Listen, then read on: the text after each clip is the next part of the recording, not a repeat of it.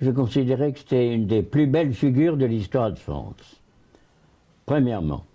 Deuxièmement, qu'il avait été élu par l'Assemblée nationale pour occuper le poste très difficile auquel on l'a assigné après que nous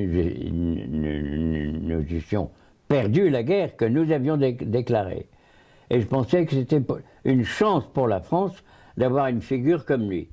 Et que ce qu'il ferait serait sans doute dicté par la pression de l'occupant. Le maréchal n'a pas changé du jour au lendemain. En 17, on sait ce qu'il avait fait.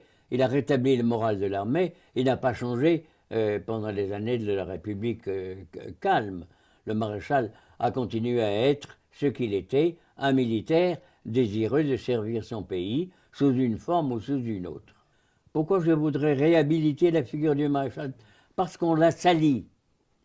Et on l'a sali de façon curieuse, car on célèbre comme résistant un général français qui était tout simplement un cas psychologique de désertion. Car qu'a fait de Gaulle? Il a déserté, avec une idée qui se faisait de la France et du rôle qu'il devait jouer, mais il a foutu le camp de son pays en plein combat, pour parler de la résistance. S'il voulait résister, il n'avait qu'à résister avec nous, qui luttions pied à pied. Si j'ai un remords concernant ce que j'ai fait, sûrement pas.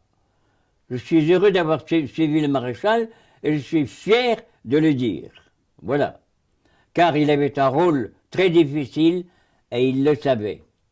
Quand il a accepté le rôle qui lui a été confié, d'être à la tête de la France vaincue, il a dit au secrétaire d'État à la jeunesse et au sport, l'admirant, « Je sais que je perds ma gloire, mais je limiterai les souffrances du pays. »